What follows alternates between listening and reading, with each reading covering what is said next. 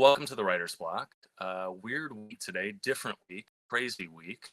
No Avalone, no roundtable discussion as per usual. No real reason for that, other than the fact that we've done 120 episodes one way, and we wanted to start trying some new stuff. So it's going to be a fireside chat today with a really great guest. Just me talking one-on-one with an old friend. You'll see these sprinkled in from now on, here and there. Sometimes it'll be just me and a guest. Sometimes it'll be just Avalone and a guest. But don't fear, the world is not ending. Seismic changes everywhere else. But for now, I am going to welcome in my old friend, Sean Lewis. How you doing, man? Good, man. It's good to see you. It's been a while, like we were saying. it's been like a pre-talk usually before the talk, but yeah, it's funny. It's like I'm worried that we burned too much good stuff in the green room. Just give us the 1 minute. Hey, I'm Sean Lewis, and I do this, and sure, let the kids at home know who we are. Watch you. My name's Sean Lewis. I've written King Spawn. I've written Future State Superman and a lot of independent comic books. I do some screenwriting. I was a playwright. I've been on This American Life. That's the work life. Otherwise, I'm some clown from New York. Like that's real bad. Is that it? That's all you've done? It's a pretty good CV. I'm a fan of it. So we should get out of the way, and we've talked about this in a previous show. Sean and I go like way back, about as far back as people in this business go. Sean and I were roommates at NYU 100 years ago. We were doing summers at NYU. You were an actor at the time. I was. Studying at the Stella Adler Conservatory. I was at NYU, and I was interning for Hal Hartley, right in the wake of Henry Fool. Which was did a week or two with Martin Scorsese also, which was just kind of a weird thing, as he was editing Bringing Out the Dead, and so I'm totally dating us right now, but yeah, and so no, so it's weird. The guy who wrote I don't know if I knew that at the time. The guy who wrote Bringing Out the Dead went to high school with my brother. Okay. Weirdly enough, but I just remember stealing food from the NYU cafeteria a lot and bringing it back to the place, and it being like 180 degrees every day. Yeah, well, yeah. I mean, first of all, we were on 5th Avenue and 10th Street, which was like just prime real estate, it's right by Washington Square Park, and we had like Ethan Hawke and Uma Thurman across the street from us. Betsy Johnson lived in the building. We would see Jeanine Garofalo at the coffee shop, and so I mean. It is. I cannot imagine what an apartment in that area costs these days. Like tens of thousands of dollars. We were paying $500 or $600 a month to live basically in a 5th Avenue apartment building. It was huge. Didn't have air conditioning, which is one thing. However, that it also included all of our meals. So we got to have 3 meals a day at the NYU dining hall. And like you said, it's like fill the backpack up on the way and have food at home. And it was amazing. In retrospect, like I think I bitched about it a lot at the time, and now I'm like, fuck, like it was incredible. But we totally took it for granted, and I don't know, maybe this summer you and I should summer at NYU. That'd be amazing. I love the idea of telling my wife that I'm going to NYU for the summer. Yeah, you deal with Eamon. You deal with my son. Yeah, it was great when we were, we weren't even old enough to drink yet. We were like 20 years old. We were both years old. We couldn't technically go to bars, and still did here and there, and memories. But it's downhill since. It's all now we're down here with the rest of you.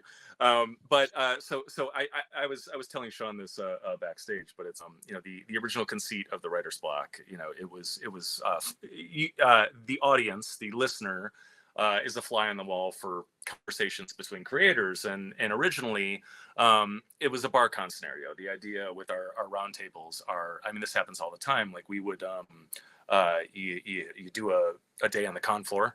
You go across the street to the bar afterwards, and you sit around with a bunch of old comic friends and you talk shop. We would have great conversations, and so the idea this popped up in the pandemic. This podcast, it was like, well, we missed that. We don't get to do that. Let's do it online. 120 episodes and a telly and a communicator award and whatever. It's a pretty good model. what occurred to me is that I also have, private one-on-one conversations with people that are enlightening. And I do this. Again, we've known each other forever. And I don't know what it is. Sometimes it's every couple of months. Sometimes it's once a year. Sometimes we there are career changes and we take a break, but we always come back and we have this kind of state of the union. Hey, what are you up to? How are things affecting you? All of that stuff. We're a particularly turbulent time in both the film business and the comics business, and you and I both have feet and in both those ponds. So I thought, good.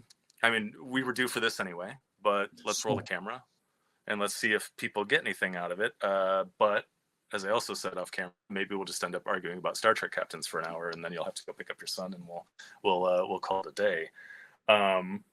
But yeah. So State of the Union. I mean, I think it might help if you just kind of quickly gave people the shape of your business, because and this is an interesting question, because I think mostly what I'm going to talk about today is the shape of my business is changing radically, right? Where I was a screenwriter first and foremost. Now there's no film business, right? Like or very little. And I'm interested to hear if that's what it's like for you. I mean, so what it's like for me before I sort of hand the baton off is we are in a intense time of change. Basically, film, TV is where the music industry was when Napster popped. Basically, overnight, people now expect the product to be for free. Right, where it's like people used to go to the theater, like they used to buy DVDs. They used to. There was you've made a number of independent films, and that the math on that has changed radically, and I think is a good. It is illustrative of the entire business, where you and I make a film in our basement. We by the glory of the universe, we end up at Sundance. We win the Audience Award. It's a huge hit. 4 or 5 people want it because it is a hot item. They're going to make money out of it. So, and there is a bidding war for it. And we made it for $100,000, put it on our credit cards, and whoever the non-Rapey Harvey Weinstein of the era is going to win the bidding war, and he's going to pay us $5 million because it's a bidding war. It's competitive. He needs to get this. It is a ticket to make money, and he can pay $5 million for a $100,000 movie because he knows that he's going to take it to a theater and he'll make 20, 30 minimum in the theater. He will probably make 50 or 60. If it is a huge hit, he may make 100, 120. And then he knows that he also has another 50 coming from DVD. He knows that HBO will pay him a certain amount of money to run it for a month. He knows that American Airlines will pay him to clean it up and run it on their things. And so he sees a film and he can immediately do the math in his head. He knows I am going to pay $1 million for this because I know it probably means 50 to $200 million on the back end. Done. Now you and I make the same film. We take it to Sundance. It's the greatest film ever made. People are like, these guys just made fucking Citizen Kane. Funny, and there's nudity, and it's incredible. And there's no bidding war. Because people don't know what to do with it at this point. It's like somebody might say, it's good. We can use things that are good. We need to plug holes. What did you, oh, you spent $100,000 on it? We'll give you 110. That's how it goes because they can't do the math anymore because it's all streamers. And nobody wants to go to the theater. And particularly nobody wants to go to an indie film at the theater. I had 2 out in theaters and we can talk more about what that looks like. And how enraging that is.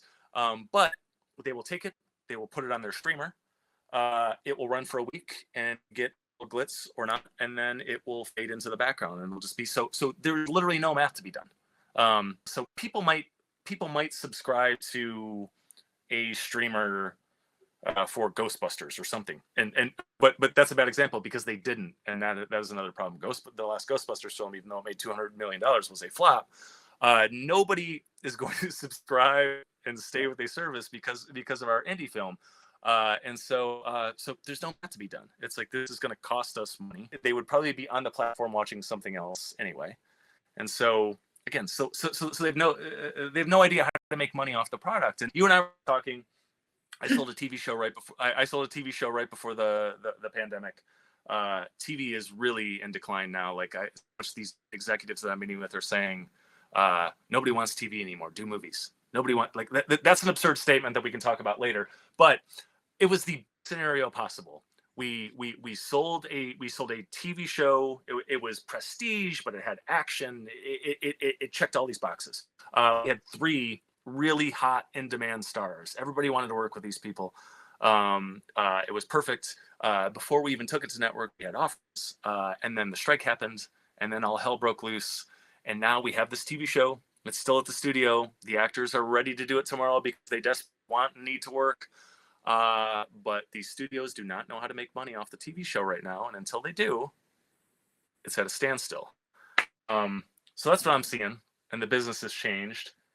And so tell us about your business a little bit and how it's been affected by all this, and you know, and maybe where it's going and how it's changed. I mean, it's not wild. I mean, yes. First, thank you for cheering me up on this Thursday afternoon. I'd like to start there. I mean, it's not that different. I mean, I started an inversion of what you're describing, where I was doing comics first and then started getting work, creating like intellectual property, like developing shows or TV's projects for Hollywood, and then screenwriting from that. And yeah, everything you're saying is true. I mean, it's the exact same. I love, especially when you were like, everyone's saying move from TV to movies, like movies are hot now. And it's like, that's, I mean, I guess in comparison, that's true, but it's not really true. I think a big part of it is like, there's been these false accelerations that people take as real, meaning like pandemic hits and everybody's home.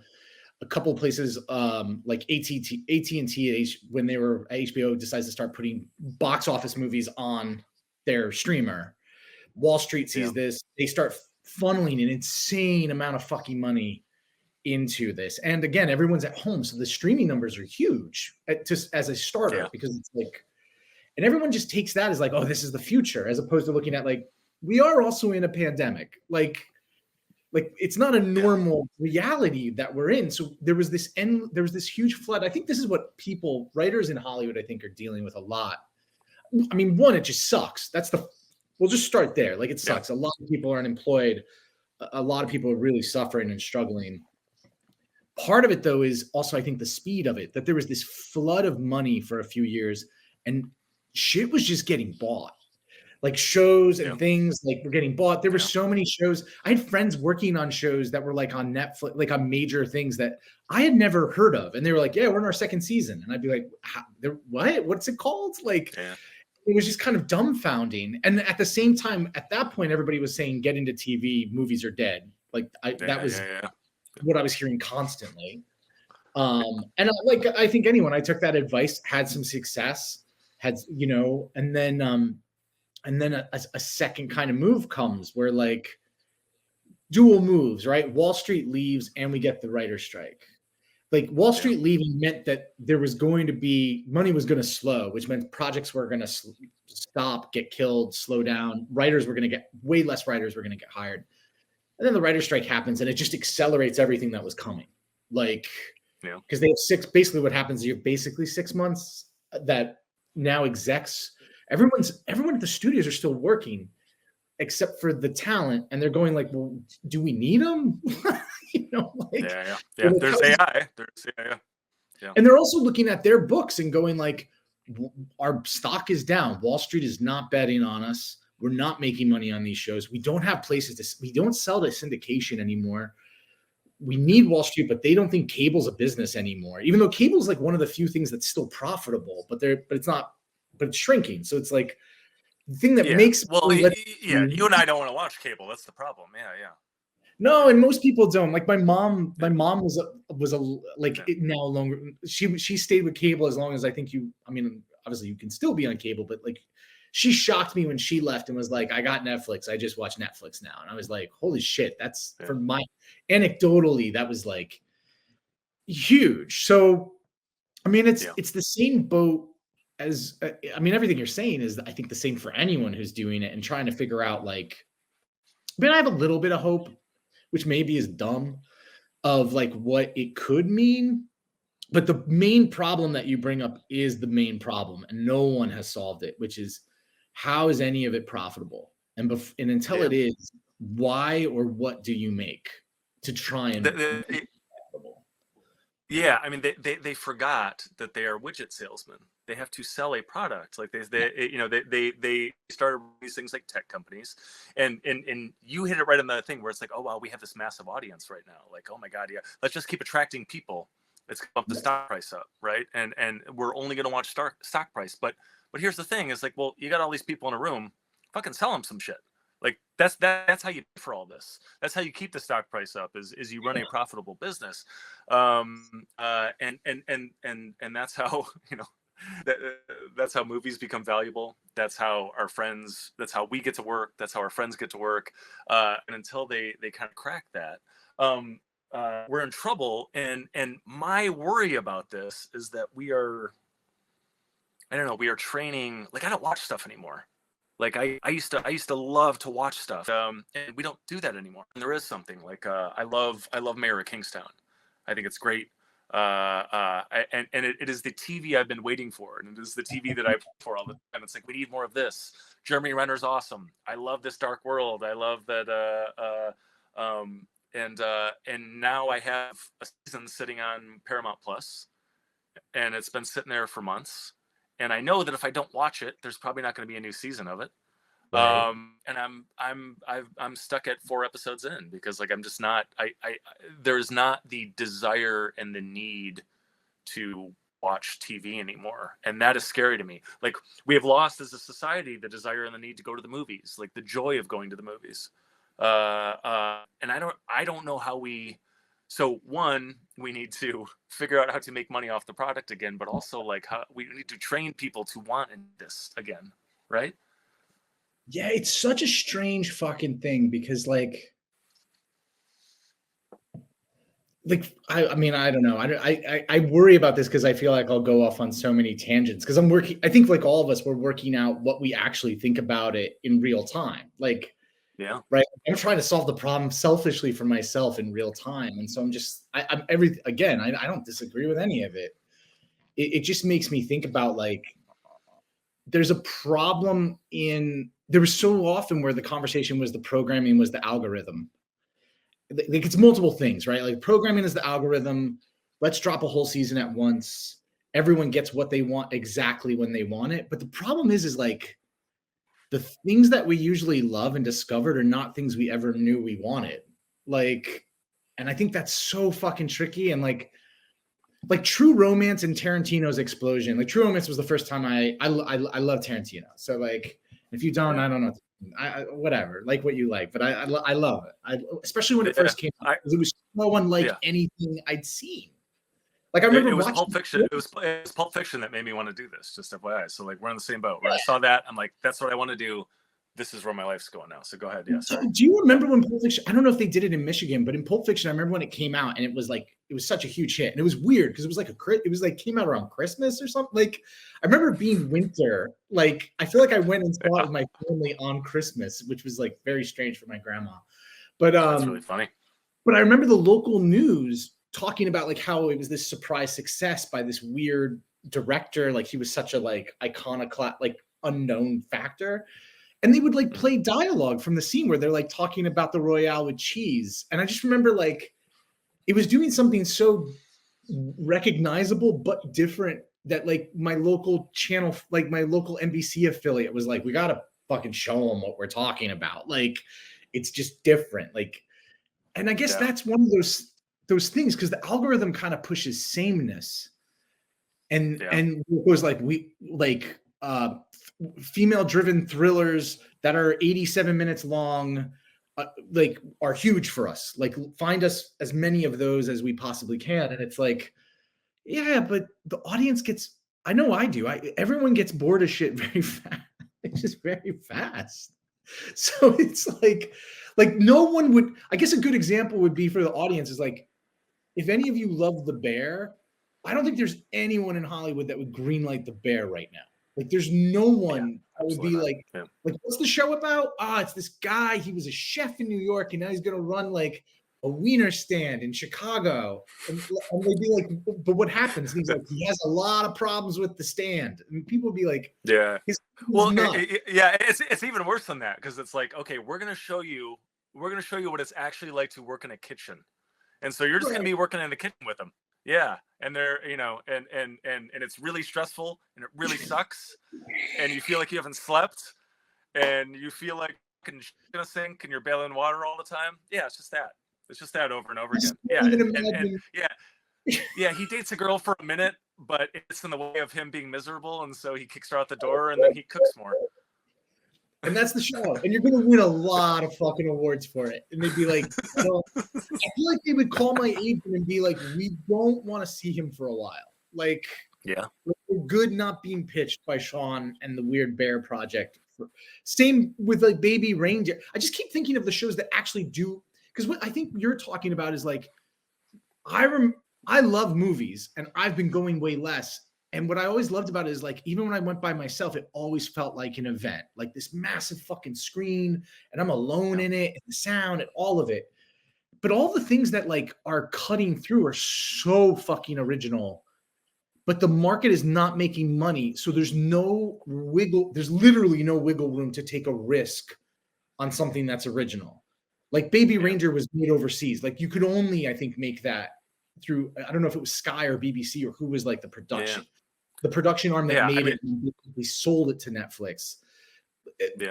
I'm just like, again, if I went and pitched Baby Reindeer, it would go, they definitely, if I did the Bear and Baby Reindeer back to back, I think I would lose my agent. Like, I think. Yeah.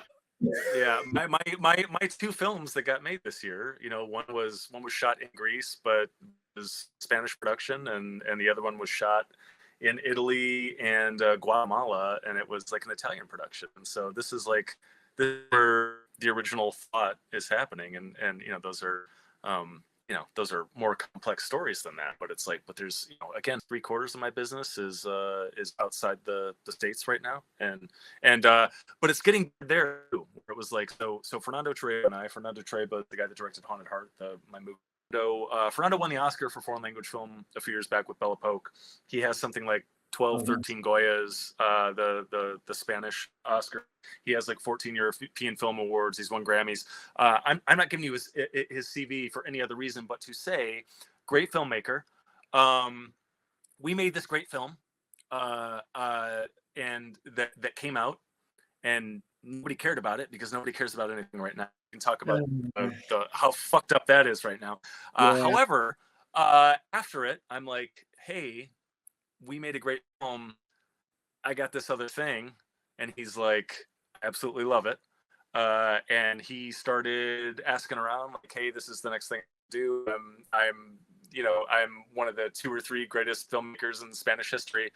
And he's like, I cannot get a taker, not only for this, but for any of the like 2 or 3 things I want to do here. And now Europe's not working anymore. They're dealing with the same shit here. And part of it is that we don't want to watch stuff anymore. It's like, I mean, so the story of my 2 films this year, and you can probably feel some of this stuff. Like, so I had 2 films made, and the first one is terrible, and the second one is awesome, and nobody gave a shit about either, to a degree. You write one of these things, you send it out in the world, you have very little control over what comes back, right? And so all you hope and pray for when you're sending one of these out in the world is that they capture what's in the script, right? And so we go to Greece and we prep this thing and they shoot it, and it was a great script. And the photo play that Fernando, it's just a blueprint. You got to build a house, and the house that Fernando built was so beautiful. Like there are just all these, just these thematics are just running through the thing, and these visual motifs, and he's channeling Hitchcock and Patricia Highsmith, and it is like a wet dream. It is what you hope for. It is your wildest dreams of something you could do. Matt Dillon's the lead, and he's great, like he always is. But the female lead, Ida Folch, the Spanish actress, is like not just an A+. Like she's in there and she's throwing 120 miles an hour. Like she's just giving so much. Like somehow lightning in a bottle. Like I'm hoping that they would just capture what was written, they went above and beyond. They built this. I drew up plans for a 3-bedroom house, and they built a fucking mansion that you know, that lights up and has fountains, and it's gorgeous. Movie comes out, and you know, I've been talking about it, and you might have even heard me say it, where like I feel like the movie is kind of dumped into a crack between eras. And it used to be the movie comes out, and the critics from the 20 biggest newspapers are all going to review it for better and for worse. And Right. and if that had happened, and the reviews were bad, you know, I wouldn't have cared. But there was none Right. of that. Like, and part of that is because those big papers, a lot of those big papers don't exist anymore. The ones that do exist don't have film critics anymore.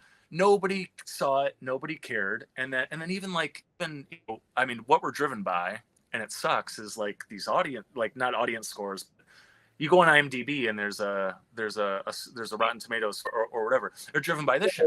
And then even the audience scores. Like, so here's the thing: is really nobody has seen the film yet, because it was out in theaters for a while. People aren't going to see indie movies right now. It moved over to VOD. Nobody's paying the $14.99 to watch an indie movie on VOD now. They're gonna wait until it comes out on Netflix or whatever. Right. The problem is that when it hits Netflix or when it hits whatever, it's gonna have this score. And so the only reviews of this film that exist right now, like if you go and see the IMDb rating on it, is they're almost exclusively from one screening in Mallorca, and it was a huge screening. And the deal with that is that so they finish this film. They get an invitation from a really prestigious festival / like film symposium thing in Mallorca. Come show the film, come talk about it, blah, blah, blah, blah, blah. The problem is the film is in English. And so then there's this debate. Do we show it in English and subtitle it? We don't really have time to get subtitles. And then finally they're like, let's get some actors and let's dub it. And they hazardly dub it into Spanish at the last minute. And they show this.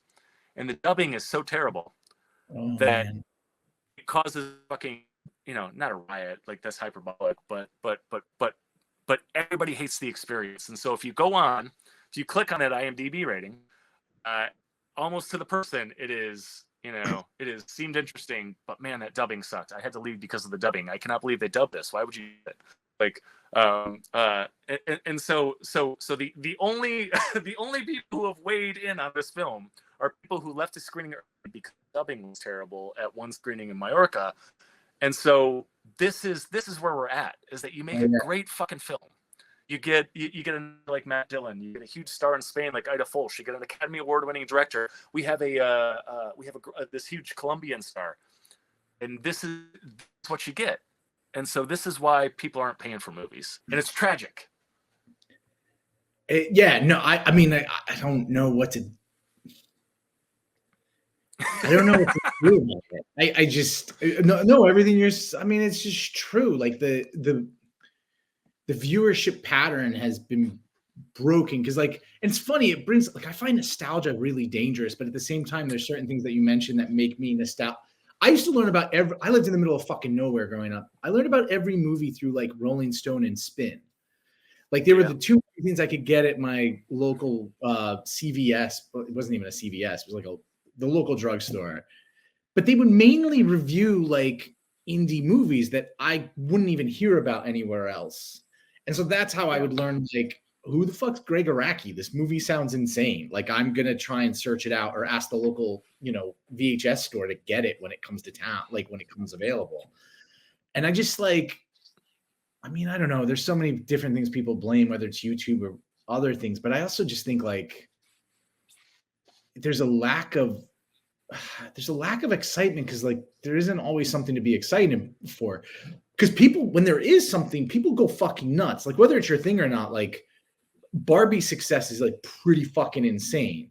Like I for me, like when Uncut Gems came out, or actually even Good Time, but that's now a little bit a while back. Like it's almost like everything moves so fast that actually looking at Good Time, which was like 2017, is actually, I'm like, oh, I'm actually talking about a completely different business and world. Like, you know, like I want to use it as a reference, and then I'm like, oh, it's not the same shit at all anymore. Yeah. It's before we sold the TV show. You know what I'm saying? Like it was just a completely different landscape. Yeah. It's crazy. Yeah. I mean, how do you get people to get excited about seeing a thing? Because the only other answer people have is you have to make the thing cheap enough to make money. But I've lived it. That's weird. Like you mentioned, like I've made a couple of films. I've been either a producer or a writer on them. I directed one, but they were all like uber micro budget things. Like the film I directed and wrote, like we made that for $5,000. We made pretty good money on it, because if you make a movie for $5,000 and it still's on streaming now, like I think it's on Tubi. Yeah. Not that I will say you don't get much from Tubi. like it's like, okay, we made more than that. But then there's this weird horror film that I was a co-writer on that is its own different story, that it's kind of the opposite of some of things you're talking about. We actually it's a weird movie that was meant to be a weird movie that became weirder. Like that then a distributor bought and marketed as like a horror movie, which I immediately knew which made them money, but made people mad. Like I just was like, this is not a horror movie. Yeah, this is not, like, if you want to see Terrifier, you're going to be real fucking pissed. Like, which is kind of what happened.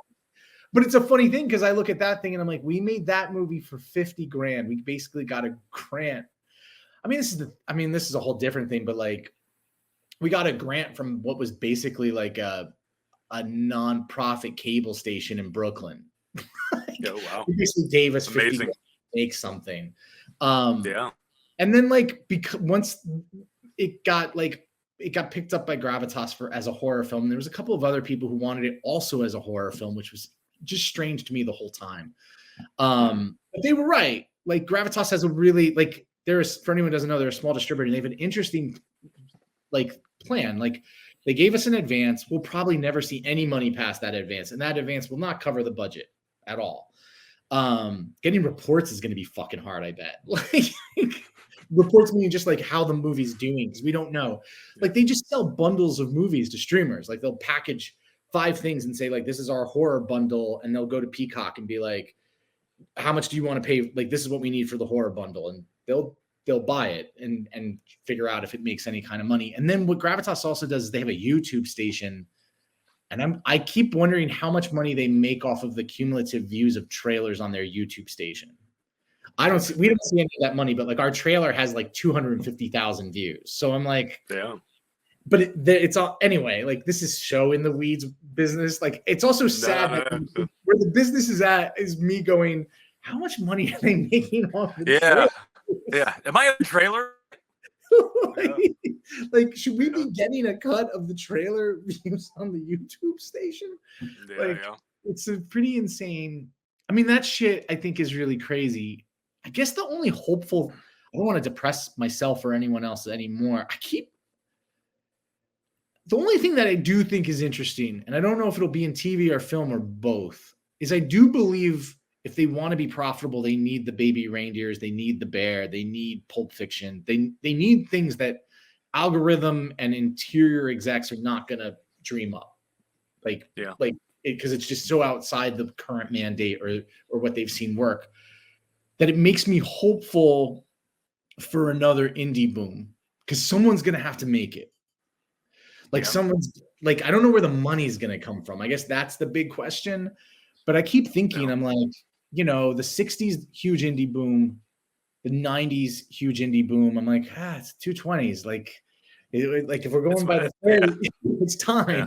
Well, it's about time. And I mean, if you follow the arc of the music business too, it's like it's time to, we need to invert the model somehow, right? I mean, I don't know what that is, and I think if you and I knew what that was, we'd be billionaires or whatever. But it's like people want fiction, right? And we just need to figure out how to charge them for it in a way that or make money, off of showing it. Easier said than done. But yeah, I mean, I also wonder, like, and we can really get into the weeds with this, but it, there's I'm stumbling over stuff here because I'm trying to figure out how to make this. What I'm seeing now is that we're, you have to go pick up your kid at some point. I'm sorry. No, you're totally just taking my way through this, but it's like we we have this is very much a film business chat. You and I should still have a comics business chat. So this is me. So we may have to do another one of these next week or something like that if you have the bandwidth for it. But this is me trying not to get too far into the comics weeds. But we have not yet talked about the seismic shift in the comics business also. And it's like where comics is headed is very much where the music business headed, where you'll still have like 3-4 big shops, but it is going to be, for the most part, a boutique, everyone is in business for themselves kind of situation. And that's where my business is heading right now, where it's like I filled out LLC for Half Evil Entertainment, Half Evil Comics, and I am becoming my own publishing shop, and I think we can talk about that in another business. I have, for various reasons, and again, I think it's a different chat, for the most part, tried to keep everything in-house. Like, I don't know what a publisher has to offer me these days, right? You know, and we can talk about that, but for the most part, keeping my IP, I make a lot more money when I release it on my own.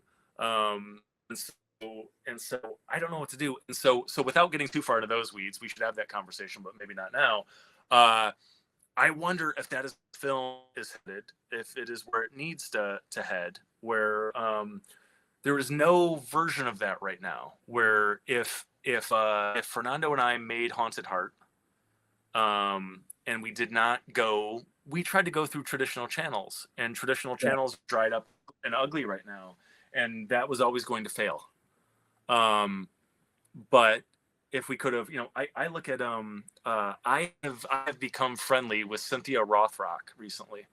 And for those who don't know, she was kind of the female Chuck Norris when Sean and I were growing up. Was like a 12-time high profile world kata champion who they said, hey, you're attractive and you have magnetism and you're a great martial artist, and so Chuck's making money, Don the Dragon Wilson is making money, let's give you a whirl. Became a star in Hong Kong first, and then became a star here, and so we're gonna put her on the podcast to talk about how her business has changed, but it used to be, she went through traditional channels, and she had a film that she wanted to make. I probably went to some people from permission and didn't get it, and decided that she wanted to do it herself, and they wanted her to make changes that she didn't want to make, and she wanted to do it her way, and so she went right to the people. She attacked it on a lot of fronts. She had a Kickstarter campaign, she an Indiegogo campaign for the film, but then also made it into a graphic novel, which made a lot of money, and I think all in she probably made $350,000 on social media, just to produce the product. She now has a graphic novel that she can take somewhere and make some more money off of. She now has a film that she has not made the decision on yet, distributor wise, and she's got more money to make there. And so Cynthia just went out and did it herself, and you and I were not Cynthia Rothrock from a film cult following standpoint, and so a little harder for us. But long-winded way of saying, I wonder what the film version of that is, and I wonder if the next Tarantino comes from that, because I was already in a place, but before the meteor hit us on this strike and everything, I was already in a place where I was saying, like, the auteurs of our generation have kind of been wiped out. I went to I studied directing at the American Film Institute Conservatory, right? Like, it's the best place to study directing in the world, and fine, I was good, and I've had a career afterwards. There were some people there that were fucking phenomenal, like amazing directors, right? Like we had there are two that I'm thinking of. We had two Paul Thomas Andersons there that never got a chance to make their fucking Heart 8, their Boogie Nights, and certainly not their Boogie Nights. Certainly not their They Will Be Blood. And it's because the business changed so radically that the opportunity was there for them. And there wasn't a Harvey, and there wasn't that movement. And there are a million reasons why it didn't happen, but mostly because business turned against them. And now it's worse. And so I wonder where the Tarantino, the Paul Thomas Andersons come from now, because there's no opportunity for them. Like even if even if they made Heart 8, like we made Haunted Heart, where do you show it? Where do people see it? Why do people care? How will people care? Like there's not that thing. Like with the Tarantinos, with Paul Thomas Anderson went through the Sundance Lab. Tarantino went through the Sundance Lab. They had the Sundance Film Festival. They had they had Miramax. They had a world that was hungry for this shit, that was willing to pay for this shit. And they had consistent bets. Like they had. Yeah. I mean, there's also a big thing to be said about the desperate need for tastemakers. Like complete monster, but like Kevin Smith's second movie bombs wildly, right? Yeah. And Chasing Amy still gets greenlit. Like it doesn't fucking happen now. There's no fucking way you make Mallrats now, and then they're like, "What's the third one you want to make?" Yeah, Mallrats also rules. So you know. And well, I mean, also, made money on like on the Blu-ray DVD world. But I think what you're saying about auteur is huge because even people who a decade ago were the guy you're talking about, or girl that you're talking about at Sundance, they immediately got swallowed up a lot of the times by Marvel, and then spent over a decade making Marvel movies. Which it's not me shitting on Marvel movies, but it's different than you make short-term 12 and then you spend the next decade making Captain Marvel. There's so many movies that I'm curious what the follow-up to short-term 12 is. You know what I mean? Like if you're not, I watched I watched it firsthand with John Lynn, where it's like he had his Sundance hit and then ends up making Fast and the Furious for the next 15 years of his life, right? Yeah. Well, and now he's that guy. And to what you're saying, a flip, like I watched the other day On the Count of Three, the Jared Carmichael, Chris Abbott movie. Do you know this? It was at Sundance 2 years ago. It's great. It's like a really small, beautiful, actiony comedy movie. And Jared Carmichael directs it. And this is a guy who, you know, has had his own sitcom, who's famous, right? Like not rock level famous, but famous. And I watched it and I'm like, this is actually really artful and beautiful. And it's funny. It made nothing when it came out. It made like, I was looking up everything because when I enjoyed it and I was like, what did this do? And then I'm like, oh, it made 60 grand at box offices. And then like, he hasn't directed a movie since. You know what I mean? Like had a movie, like famous guy has an auteur type movie at Sundance. It's clearly broken. I do think what you're talking about though, I think the idea of how to just create stuff on your own and not need permission. I mean, in comics, I think we're at that moment for sure. I think that's already happening, whether people realize it or not. It is there, and it's just going to keep growing.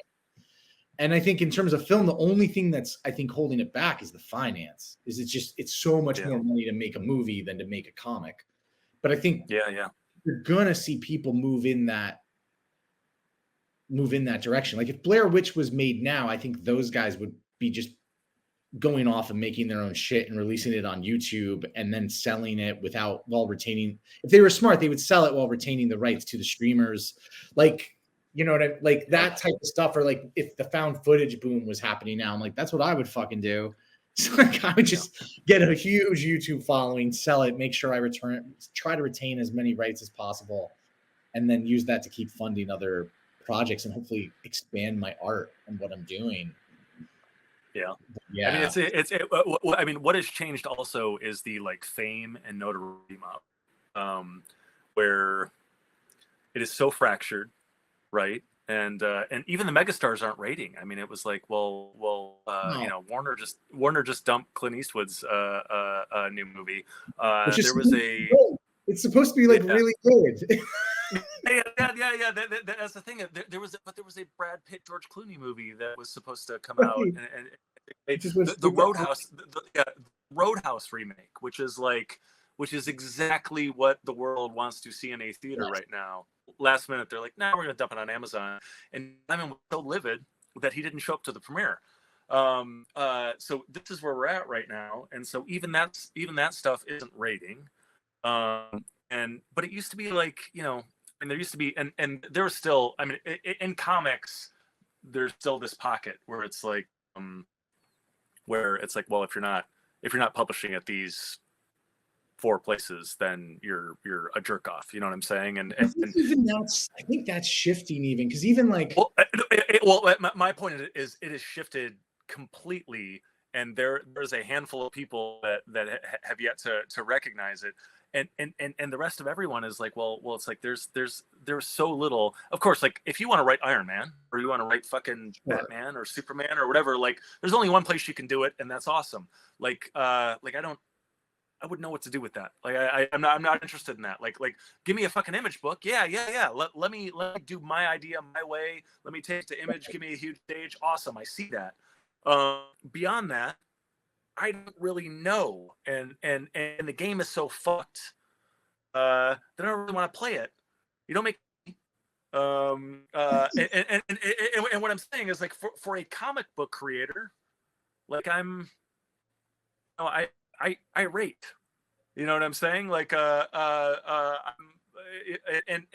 I haven't worked for DC. I haven't worked for Marvel. I work for and I would say, to my detriment to a degree, like there were opportunities I had that I passed up on, or for whatever reason, and I would be better off if I had taken 1 or 2 of those, and lesson learned. I need to be better about it. However,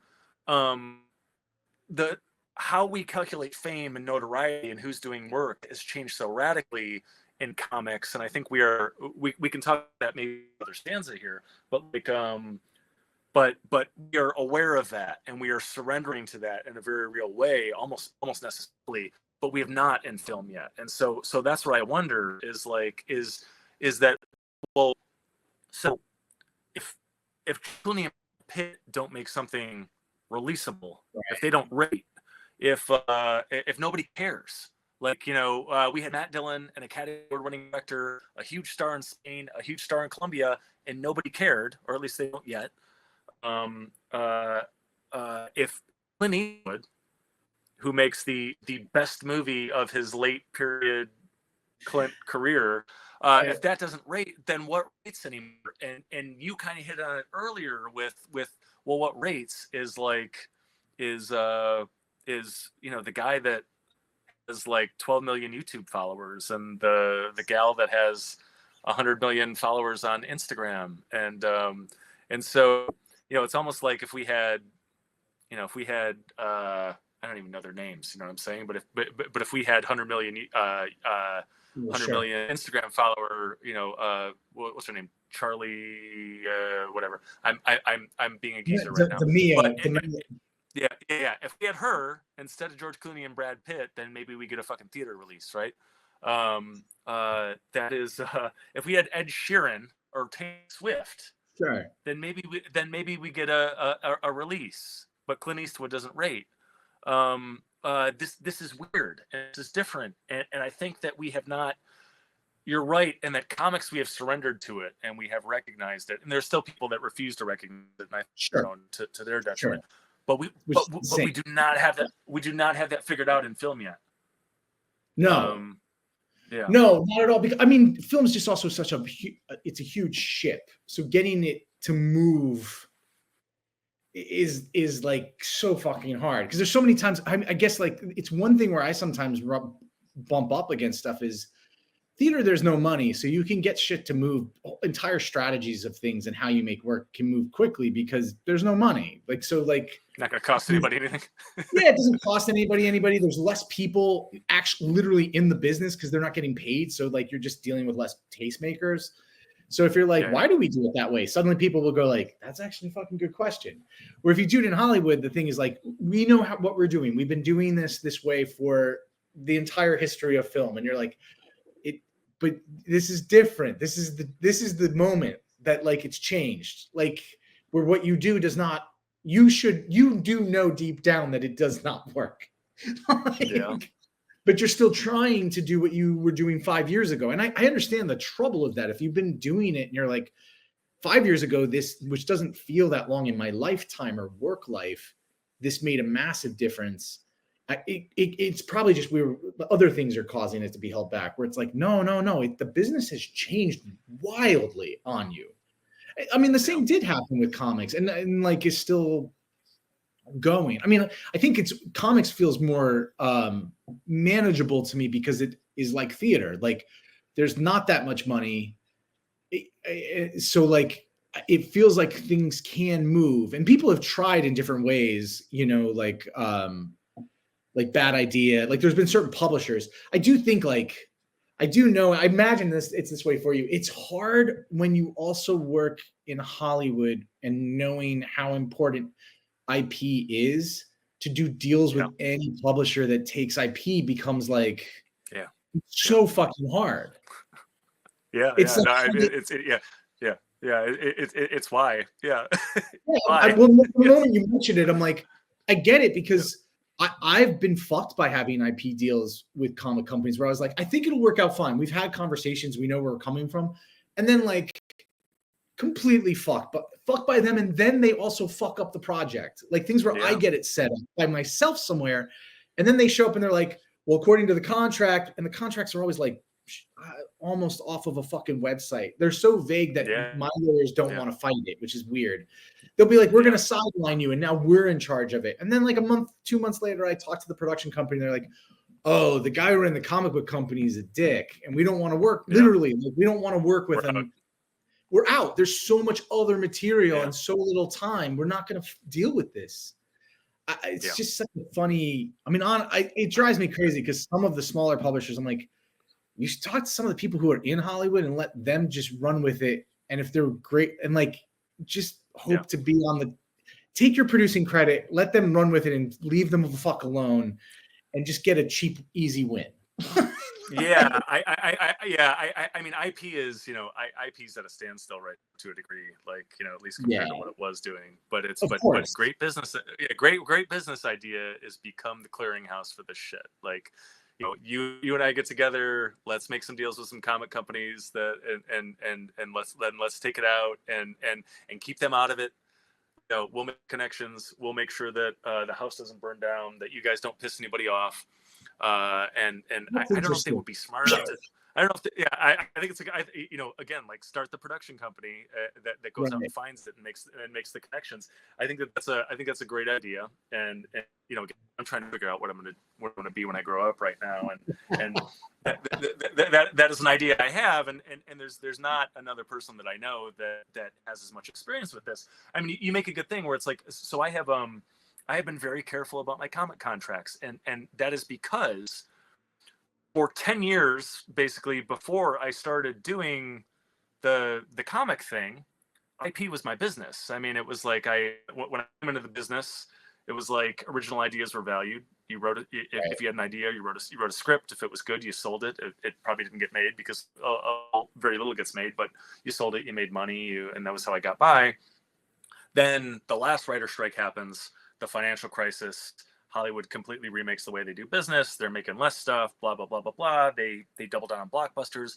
But we enter this age of IP that may be over now. I don't know, hopefully not for our sakes. But like, but overnight now, original ideas are garbage. Everything needs to be based on something. And I had a couple of lean years. I watched all these people I went to AFI with who were amazing just wash out because they wouldn't adjust, and finally, like a second before I'm about to wash out, I get hit with an idea in the shower. Like, if they want IP, let me give them IP. Took an idea that I would have taken out as a script or a pitch before. I wrote a short story. I got the short story published somewhere. You used to have to get them published. Overnight we had a bidding war on it. I couldn't sell the idea to save my life 2 days before. Now suddenly we have Justin Lin coming off of Fast 6, largest opening in Universal summer history. On one side we have Robert De Niro and Brett Ratner on the other side, and Tyler made an offer, and just suddenly and at that point, like, Hollywood didn't really know what to do with that. It was like, you know, I'm like, hey, I think I have something here.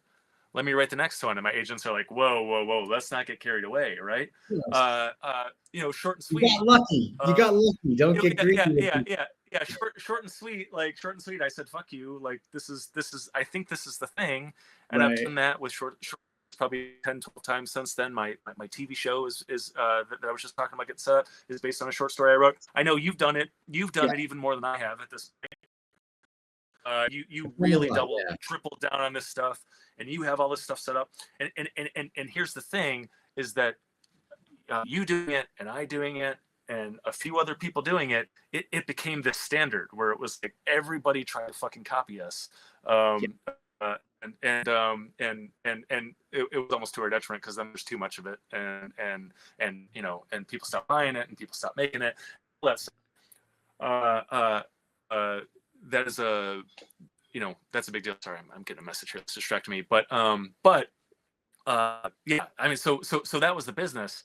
I wonder where we are with it right now. I mean, everything has come to a standstill, and so it is hard for me to determine, is like the business just at a standstill? Are people tired of this shit?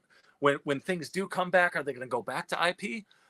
Because if they are going to go back to an IP, what we should be doing right now is making connections and being in a place to have all of these fucking you know, things in a bag when the market opens back up, and then we can walk into every room and just dump them on the fucking table.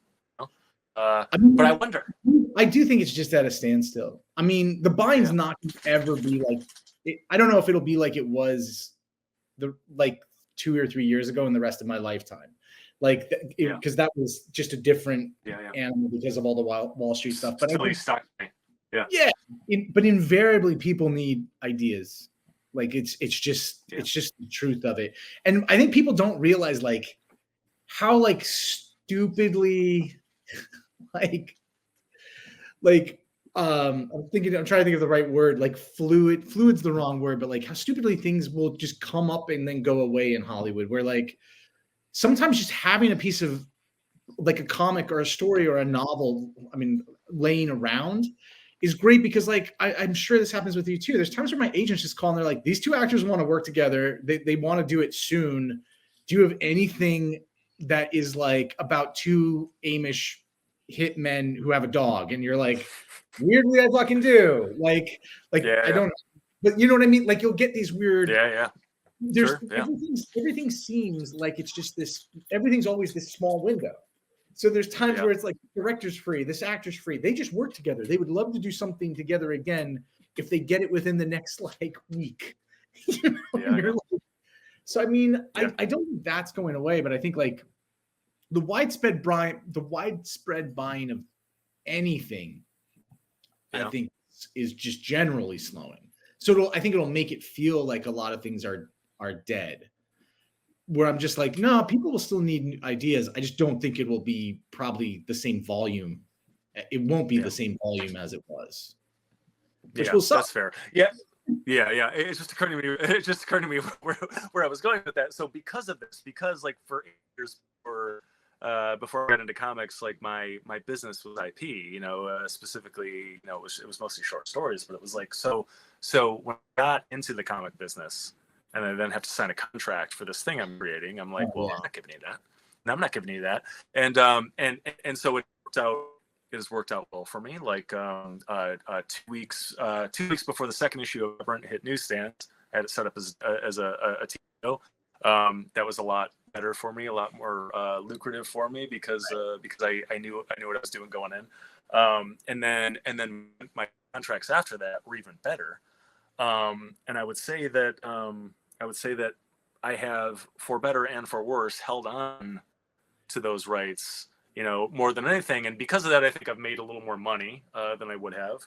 I think I have been more free in what I could set up and how I could set it up and having say over things. That was all great. However, would I be better off if I had, you know, if I had taken this deal or that deal when they wanted some rights? Probably. So I think that there's a balance. It's so tricky though, because the flip of that is you do ABERRANT at unnamed independent publisher who's taking 50% rights, and they want to be the ones who are able to shop it, not you. But they luck out and it gets fucking made. And at the end of the day, you have a producing deal that you're making a fraction of what they're making on your. People don't know their contracts, and publishers also manipulate what creator-owned means. It's the thing that drives me the most crazy is every time there's a new publisher, they're like, "We're 100% creator-owned," until you talk to them and know what to ask. Once you know what to ask them, you're like, "Oh, so I own 100% of IP," and they're like, "Well, no, it's a 50-50 split on media." And I'm like, well, then it's not creator owned, like Yeah, it's not at all. And like, yeah, when you start breaking down the numbers, and like, people don't realize the degree you'll get fucked with. The project I was talking about that I had set up at a place called 3 Arts. Like, they were bringing it in, showrunner, all that, and we were set to go. It was at studio, and I got pushed aside, and we started having a big fight because we realized that as we went through, like, I was guaranteed a producer credit on it. And then what we learned, what the publisher was trying to do was give me only the producer credit, meaning I'd get no fee. Yeah. So, Wow. like, all that was happening is they were like, yeah, when the show gets made, Sean will be on the title cards as a producer of the TV show. And it was a wake-up call for me where I just went like, how many, because there's some comic book creators that we are peers of. I don't know them personally, but I'll see movies come, like multiple things come out with them and their name is in the credits. And but then I'll see them on Twitter going like, I'm broke. I have a literally I have a GoFundMe set up for a health thing. And I'm like, I'm just like, I literally just saw a movie on Netflix produced by a real company that they did, but I also know the publisher they work with. Did they just not get paid for the movie? Or did they get paid wildly incrementally? Because another thing that they never tell you too is there's so few publishers that give you accounting, like at all. What they do a lot of the time too is like, if it gets set up, like the option comes in, right? Like free money. If you're a writer, you're like, holy shit, we're going to get whatever, tens of thousands of dollars, hopefully. But what they'll end up doing is they're like, well, our profit and loss on the advertising of that book is this. You've never seen accounting. You don't know what that means, but they're like, the option and the purchase price are probably going to go just to pay back, Sean's loss on the book. And you're like, I've never seen an ad. I haven't seen it. Or they own it and they just have a fucking warehouse of these books that you now have to pay for. There's that, and here's the thing: is like, if you are entitled to if they don't show you accounting, they're in breach of contract. They're technically, your contract should state when they have to deliver accounting, usually yearly, and technically, if they have not shown you accounting every year. At the end of the year, they're in breach of contract, and all of these things are avenues to get your rights back. But and so I think I've been too careful, but it has helped me. But you can end up in some other situations. I do. I know, like Fabrice Wolski, who created Spider Noir, and in the he was in the animated the Spider-Verse film, but now there is a live action with Nick Cage and his name's on it to a degree, but $0, zero control, zero. They might even be on it. I think maybe that's how bad it is. Is like he went to Marvel and pitched this idea and created this character and it is now theirs, and he is entitled to nothing. He might have like buried deep in the role, and it might be based on blah blah blah. And I'll add to that.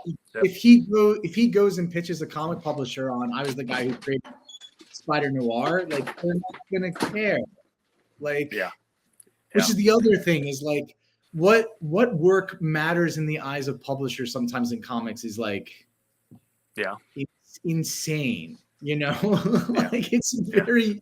Comics is a very weird place where everything, I don't think people realize how much of an island each publisher is. Like, they're not super aware of anything going on at other publishers. Like you'll do a book at Image and you'll be like, oh, the people at Marvel and DC know who I am now. No, they've no fucking idea who you can do a book at DC and the Marvel editors don't even know you ever worked on it. They're like, oh, you worked at DC? And you're like, it was part of a big event. And they're like, we're very busy over here. I haven't read it. And you're like, you guys know who Superman is, right? Yeah. But even that, they're like, we don't have a Superman. So like, could you send us, it's a very funny. Superman kind of sucks. So like, that's. No. I mean, this is the other reason why I can't. This is the other reason why it is hard for me to take the step into this stuff. And again, it has been to my detriment. It is a whole game, and it is like each one is this kind of club that is like a little too cool for school. And man, I see a line out at a club, and I see people trying too hard to get into the club. Yes. And I keep on walking. You know, the Mad Cave party at Comic-Con this year. I was down at Comic-Con. You know Mike Martz a little bit, know him enough, and get the invite. He's a great guy, and I think he's one of the handful of visionaries in this thing. In this game we play. I think that he has taken that publisher from kind of middling to doing really interesting dynamic stuff.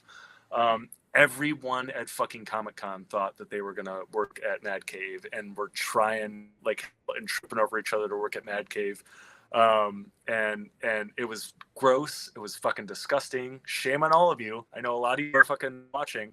And I was just like, I decided I'm not interested. Like, you know, I again, you know, love Mike, and, you know, would like to work, you know, with Mike at some point. I am not interested in this. And it has nothing to do with Mad Cave. It has nothing to do with Mike. It has nothing to do with any of it. It has to do with just the disgusting fucking dance that's going on around it. And I cannot bring myself to play it. Yeah. I mean, I get it. I'm the guy who doesn't go to cons, parties, and has no friends, no personal friends in the business. I did a podcast like 2 months ago, I don't know, whenever Bear Pirate came out, with Matt Rosenberg, who I really like. I know him only through Twitter. And we always are like, we should maybe get together. And I'm like, it'd be great, except I don't ever go to anything.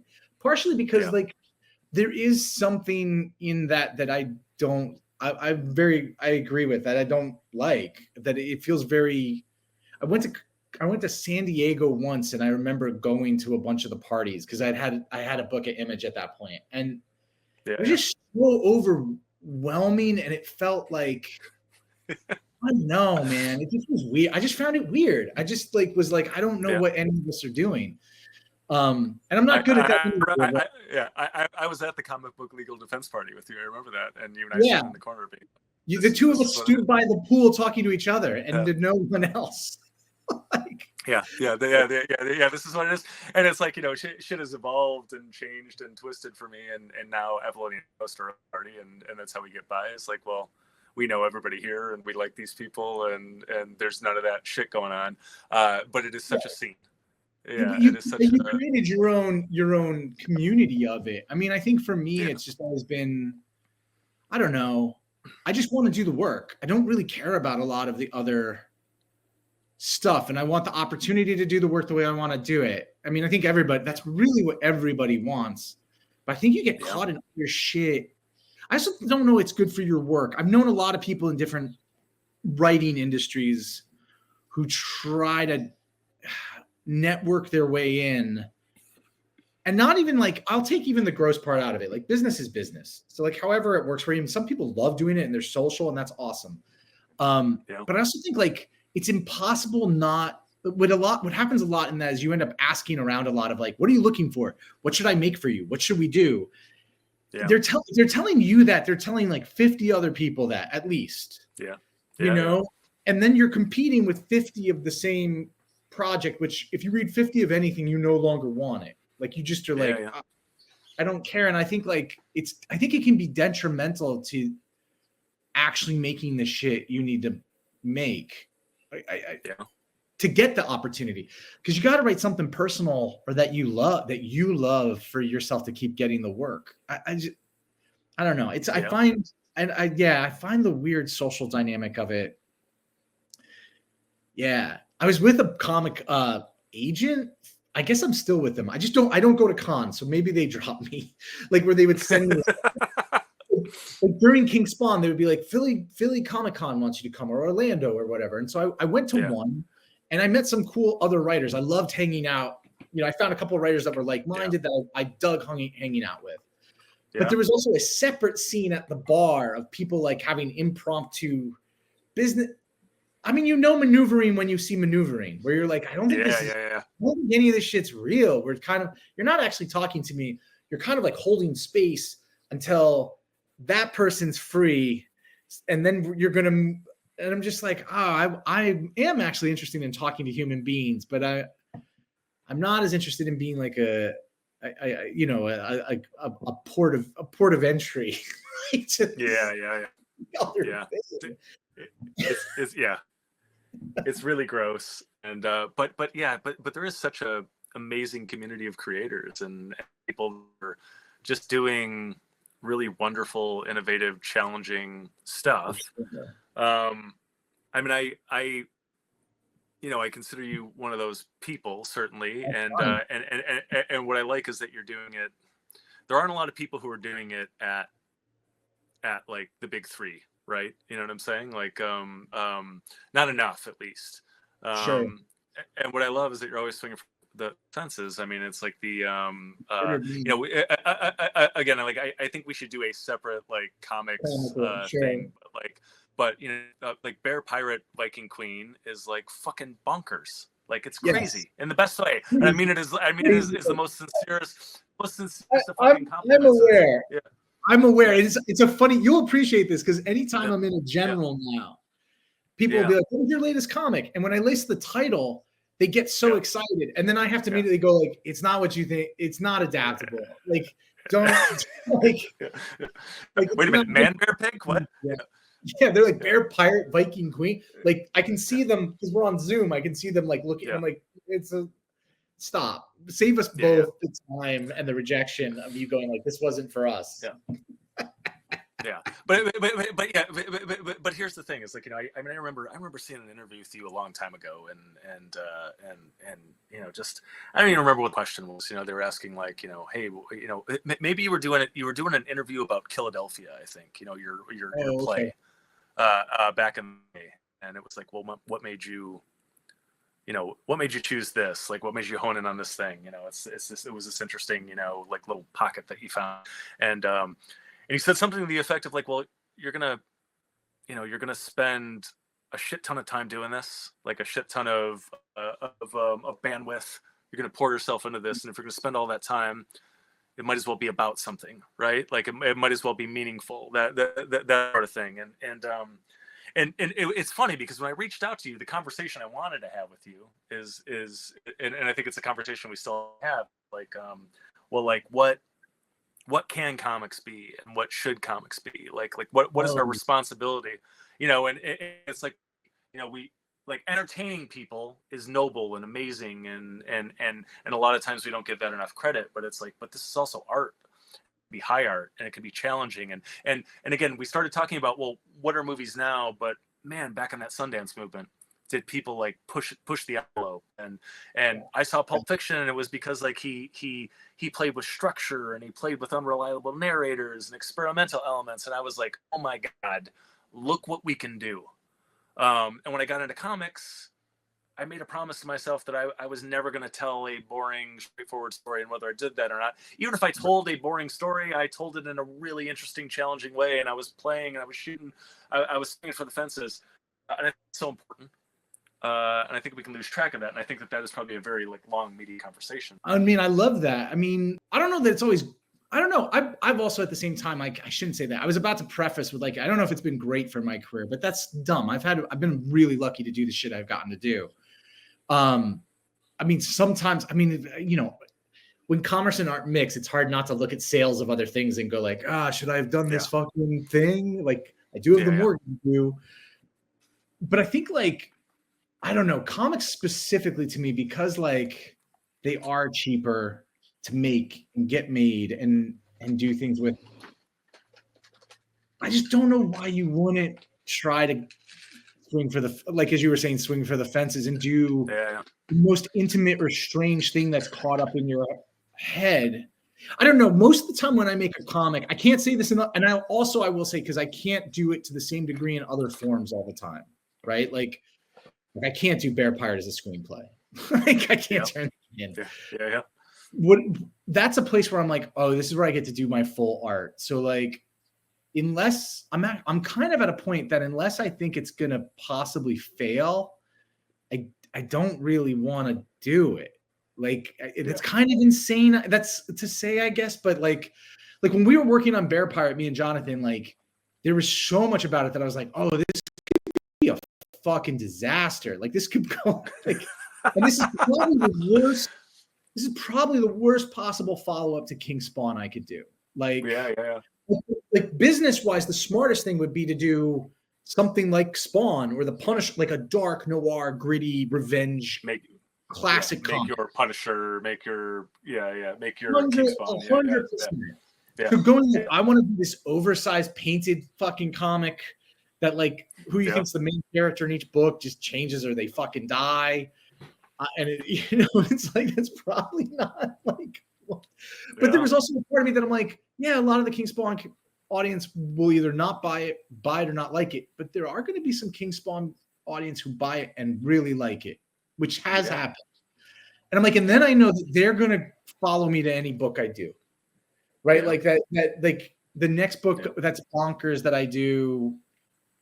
So I think I sometimes long for that much more in comics, where I'm like, I long for people to not be scared of failing.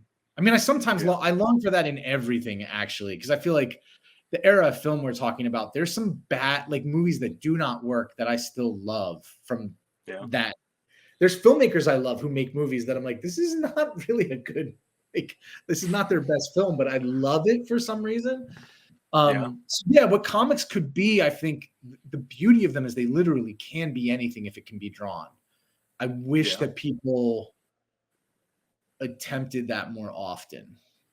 Yeah. What you're talking about is, so, you know, when I wrote, when I got into the business, I broke into the business because I won the final draft big break competition like 100 years ago, which was cool, you know, whatever, you know, big deal or whatever. And so my prize was I got to hang out with Sid Field for a day.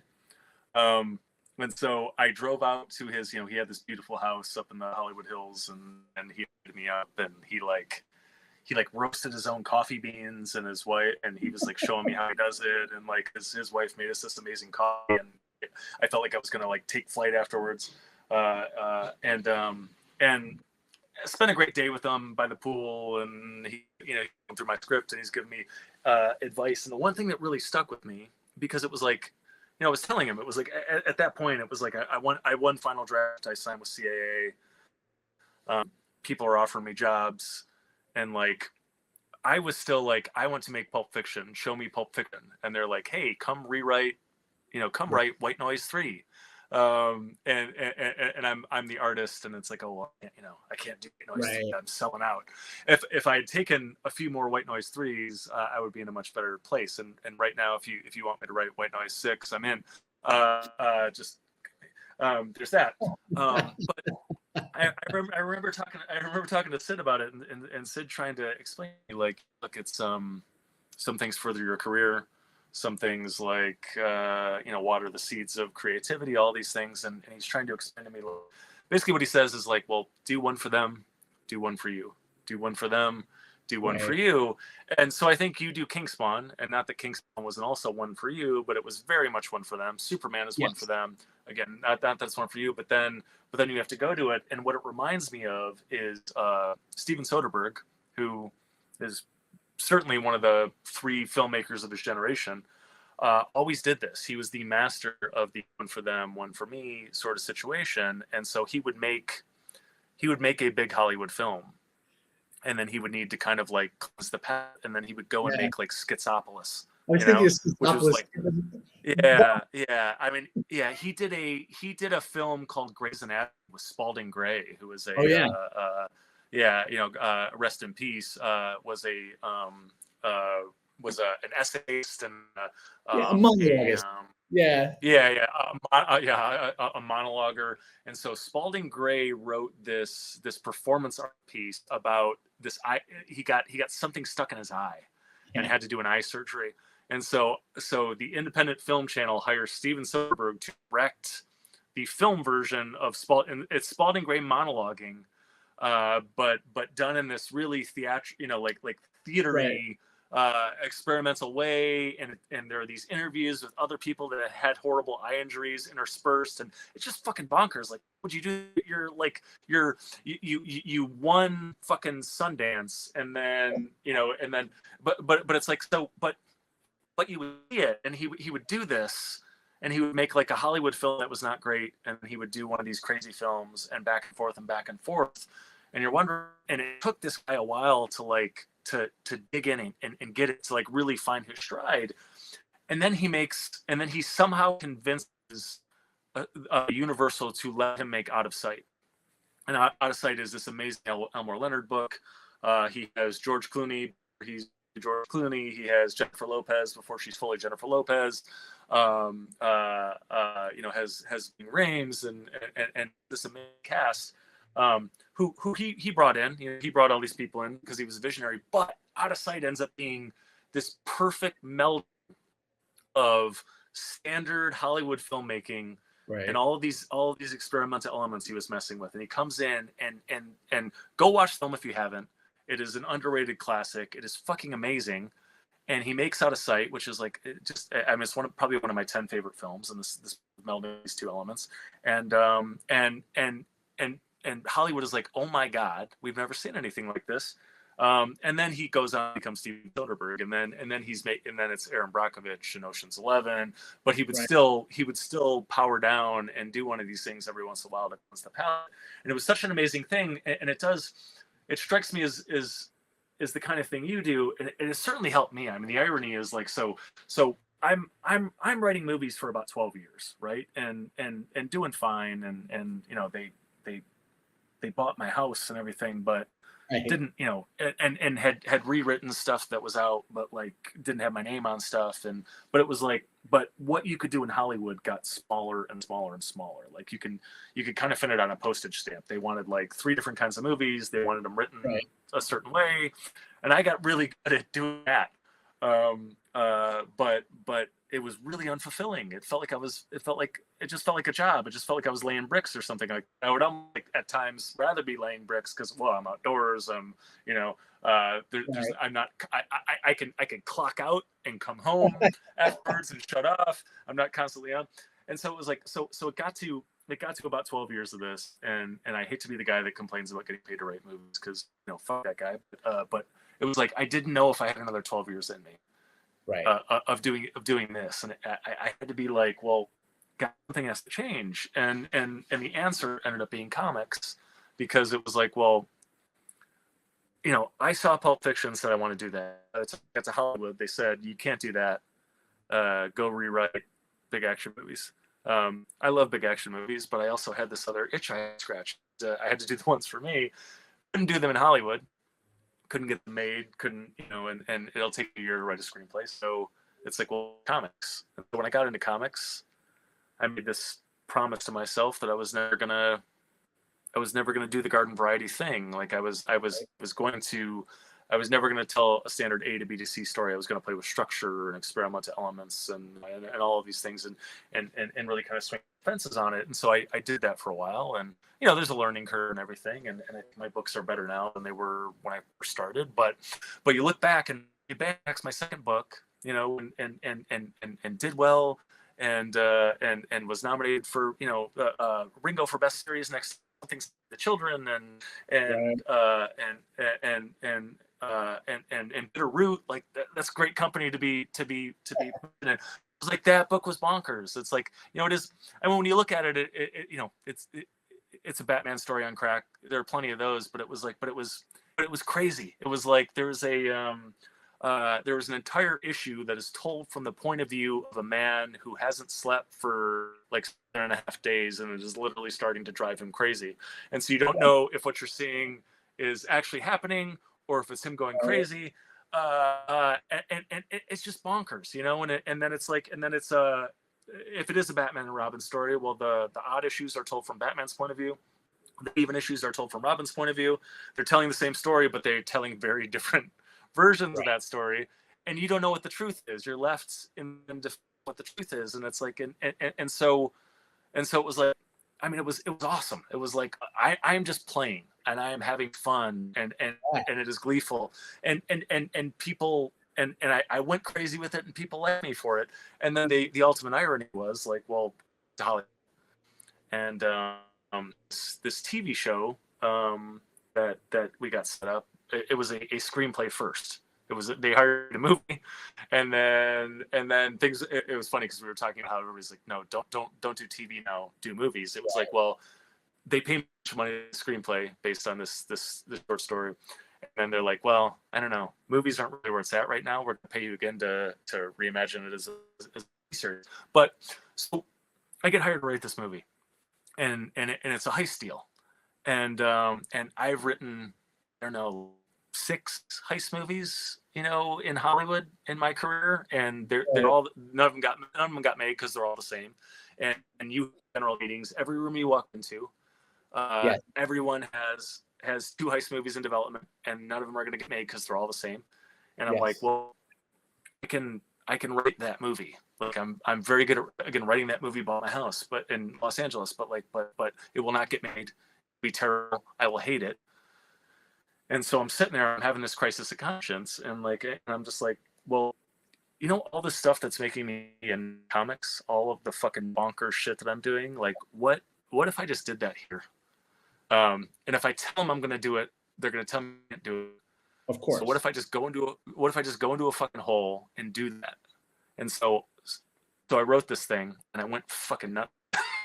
And I just you know, again, unreliable. You got 2 people telling the story, and they're telling contradictory stories, and you know, all of this stuff. And I turned it in, and it took way too long for them to read it. And to where I start to get nervous. You know, I'm like, holy shit! Like, what did I just do? And then when we finally have the call on it, it's not just producer calling or emailing, being like, hey, nice job, blah blah. It's we're getting everybody together. So it's like, so you got producers and the actors that are on developing it, and you got everybody on. They're like 10 people phone call, and I'm like, am I getting fired? Like, what the fuck is happening? This is not how it goes.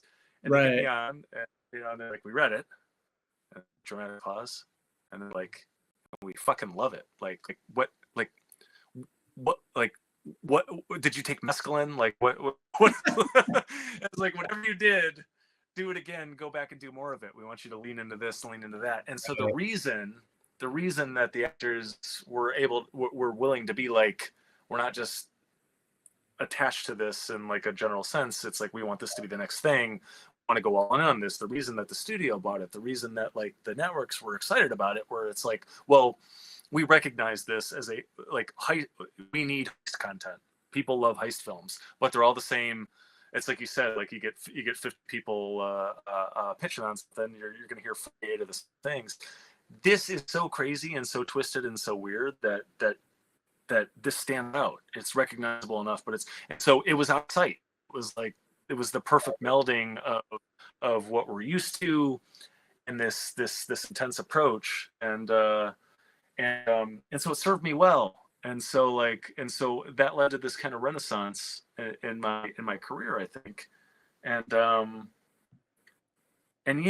so when I see doing, you know, I worry sometimes that the has shaken out of my comic work. And so when I sit down and read like Bear Pirate Viking Queen, I'm like, holy shit, like this is what it can be, this is what it should be. I see what he's doing here, and the next time he writes fucking Superman, there's gonna be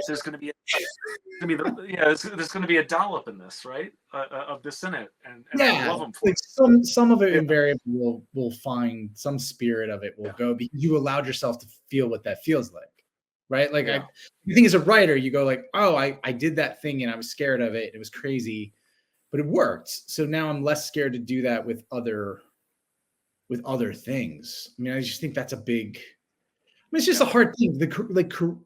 I'm a careerist as much as anybody else. The hard thing with careerism sometimes is that it can be suffocating. Like it can hurt chances, because you're like, my next gig depends on if this is like I can just, I see you were describing it. I know that feeling when you're in the room and it's like the Zoom that has 10 people on, and you're like, is this a firing squad? Is everyone thrilled? Is it just a note session? And you never know until they start. And then it's like, oh, okay. I now understand what I'm in, you know? So I don't know. It's also like, you find who really wants to read your shit. I think there's a big part of that is like, I think a lot in comics too. I spend a lot more time thinking about comics than the business of it than I probably should. just in the sense of like how disposable artists are. Like all the creators I grew up reading would have a hard time, probably a lot of them would have a hard time getting a book now, like right now. Yeah. There's a lot of people who are huge, huge stars right now that I'm like, yeah, the way this normally goes is in like 10 years, you're no longer at Marvel or DC. And if you have not already created an independent career, you don't know what to do, right? Like you're, and like, I think that's actually super dangerous. Like, I don't think people actually realize in comics how quickly people are hot and how quickly they're not. Like, you know, the Tynions are like very rare. Like I think people look at like Tynion and Snyder and they go like, oh, that's the blueprint to a career. And it's like, they're a pretty big rarity. Like there's not 4 of them. There's not 4 guys running around that you're like, oh, they're all like, yeah, he does exactly what Tynion does. Like, no, it's like saying, just do what Tarantino did. Yeah, it's cool. Just go do it. You know what I mean? That's what it is. It's like, it's always a weird mix of like their voice and vision plus timing, plus opportunity that make and like I think Tynion's an amazing business person. He knew how to capitalize on it when the window opened. That is its own skill. That's a separate skill from writing. You know? Yeah, 100%. Yeah. Hugely. So it's like, oh, that's a guy who just knew when that door opened, he was like, I know how to make this 5 doors. Like I know how to do, and good for him. It's gonna change. That'll change the business to some degree. Like him becoming his own brand. It's interesting how you'll see like Ghost Machine and these other like writer-driven brands now. And I'm like, kind of feel like it starts with him. Like, you know, at least the new wave of it. People, I don't know, like would write in or yell like comic stories that be like, no, in the 80s, and like I get it. But for like where we're at now, it's a thing. I love seeing people take the agency, though. You know what I'm saying? That's such interesting stuff. I mean, it's like it's you know, creators getting together, and it's like we're the brand. You know, it's not Marvel, it's not DC, it's not Iron Man, it's not, you know, it's not Image, it's not whatever. It is us. You know, and it's like we're people are showing up for us. You know, and maybe it's me, maybe it's me and 5 of my friends, and it is an event that we're getting together. Well, I think it goes to a thing. I definitely like. There's times where people will just write me on Twitter and ask like advice, which is kind. I'm always like, I don't think I know as much as you think I fucking know, but sure. Like one of the things that's interesting about that is I think like it's also just. I think it's really hard for a lot of people to realize that they can curate their own career. Like, and I think it's important to know that you can. That like I'm like if. Like I'm an indie writer. That's what I'm always gonna be doing. Like most of my books have come out at Image, right? Like that's like my home publisher.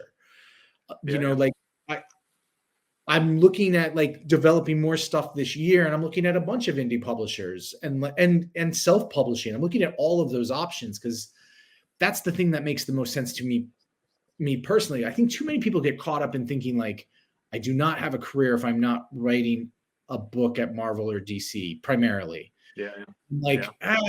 Sometimes writing a book at Marvel DC can hurt. Like no one talks about that side of it, but it can sometimes hurt your career because you can get on a book you're not right for. The fan base fucking does not like you. Like you're not doing what they want you to do with that character. And then you go and try and do an indie book. Like the other publishers are like, yeah, I know about your run at DC. like I'm aware. We'll read some of your pitches, but you're not a proven entity to them. And then the readers that aren't following you from that book to anyway, that I'm like, yeah, DC or Marvel, it can be great. And like, if you get to write a character that you love and you have an amazing idea, like if it gives you freedom, fucking go for it.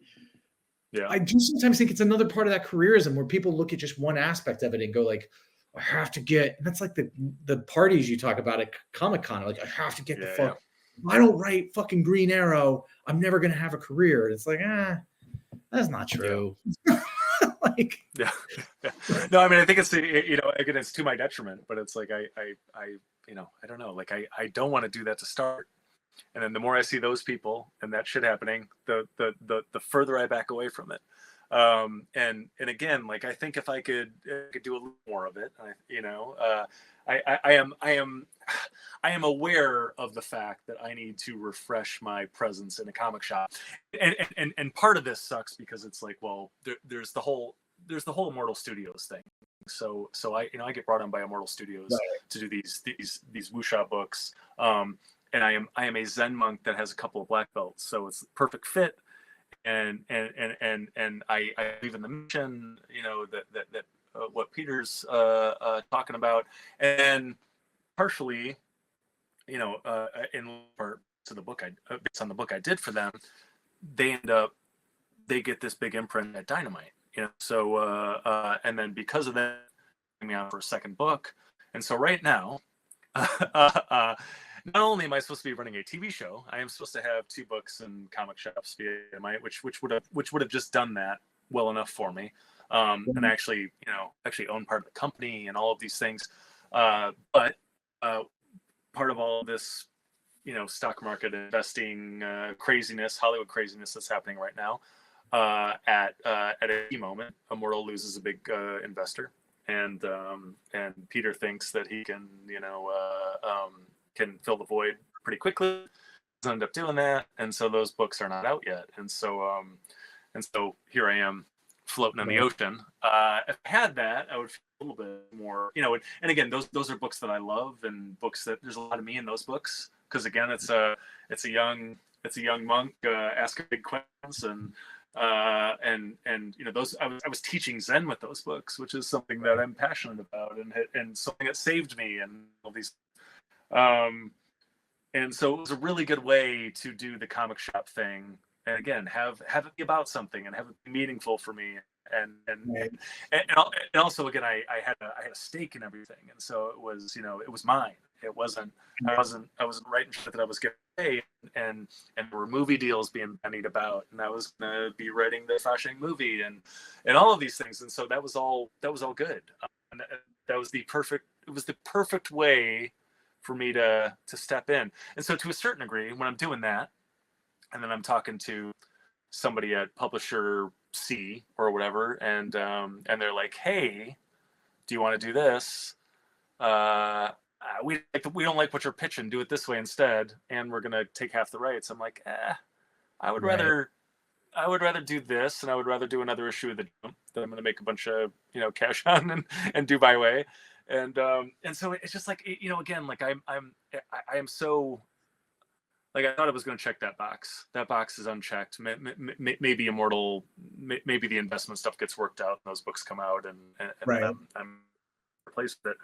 I would be better off if I had a couple of books in comic shops more recently. I mean, maybe, but I think you're also not looking at the dirty secret that I think a lot of creators that have books in comic shops have, that like a bunch of them wish they knew how to do like Kickstarter and self-published books, and they don't.